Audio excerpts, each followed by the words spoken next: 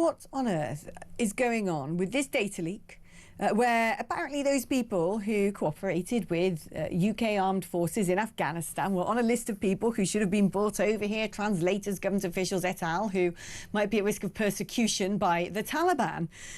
And in theory, a data breach in February 2022 supposedly risked the lives of up to 100,000 Afghans, as well as their loved ones. It was covered up and kept a secret. The Taliban warned in July it would hunt down thousands of Afghan refugees who were detailed on the list. There's now fears that the cost of relocating all of these Afghans to the UK could balloon to over £2 billion. Isabel, 100,000 people, apparently. 100,000.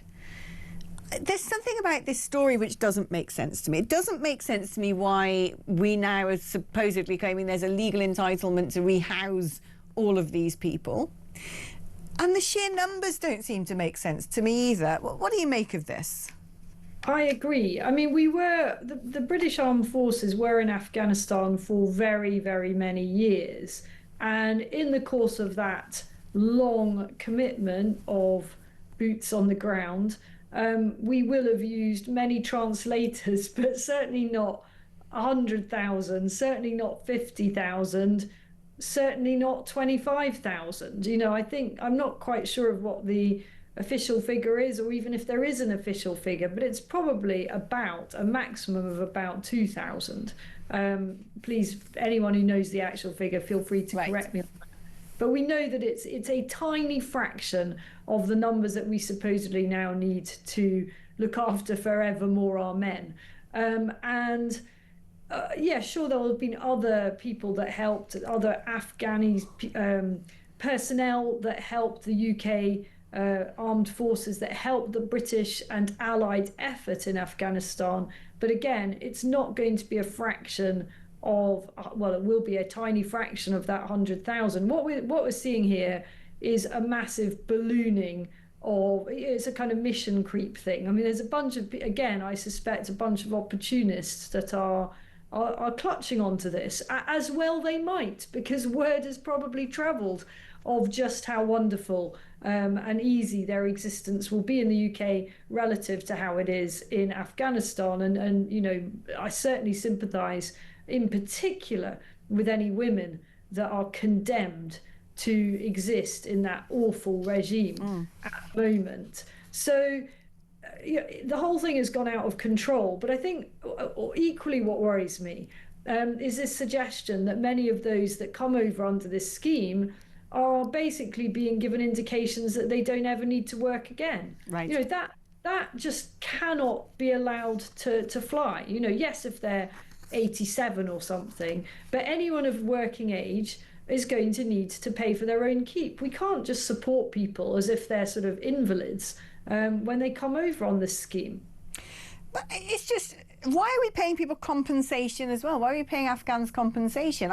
In my mind, when it comes to here, compensation and law, it's your own citizens, it's people in your own country.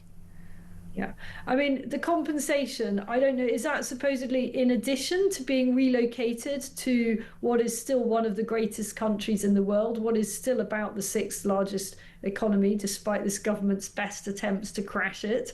That's more than enough compensation for anyone.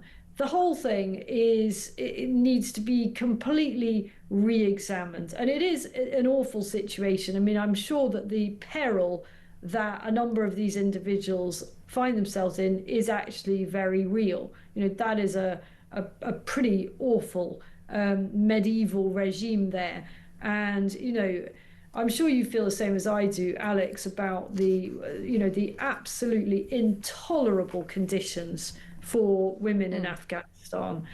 So I would like to bring as many women from Afghanistan over to the UK as we could possibly manage to accommodate without having a huge impact on everybody else in our public services. But I'm afraid we've used up so much capacity for that kind of thing by allowing a bunch of people to come from countries where they're having a much easier time than those poor women.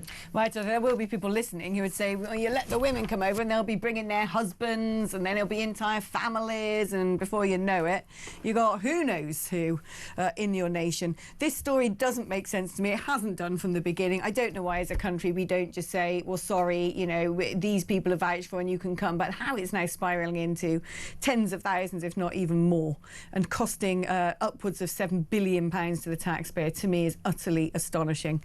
Isabel, it's been so good to catch up with you. I love it when we get to have these conversations. She is amazing. She's everyone's favourite. She's our international editor, and aren't we lucky to have her, because they just don't make it like them anymore.